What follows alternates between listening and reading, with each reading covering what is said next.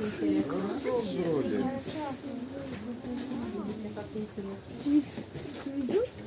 Думаю, что горшок у нас готов. Как он варит, там ты горшок. Что за необходимо робиться, все будет?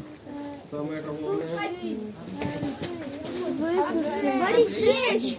Обжечь надо, конечно. Самое главное, опаливать, как мне кажется. Ну посмотри, что делаю. Посохне несколько дней, потом поставим у печь и будем греть до 1000 градусов.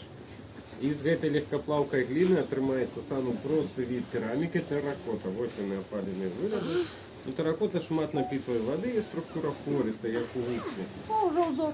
Как користатися этим посудом, покрываем его поливой глазурью и еще раз опаливаем. Тогда образуется цельное соляное покрытие на наших виробах и яны готовы. Ось і всі На секрети. глазах, вы видели? Какая красота. Є жадання руки попецкать, только не мать мыть у нас. Можно пальцами потыкать салат, но его все равно будем змінати.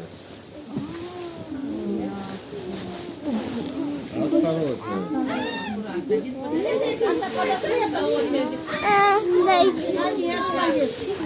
Руку не надо. Настя, не надо. Как мы будем есть потом в автобусе? Великий дякую за увагу. Нам подлять скільки можна буде. Да? Ну, це навіть сувенірів у нас буде вольний час. Будет у нас время, мы зайдем на кухню. Так, вы нас смотрели, потом зайдем и купим. Так, положили пока. Мне 17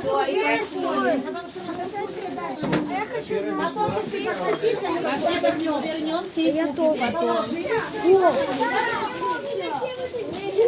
Мы потом придем и купим.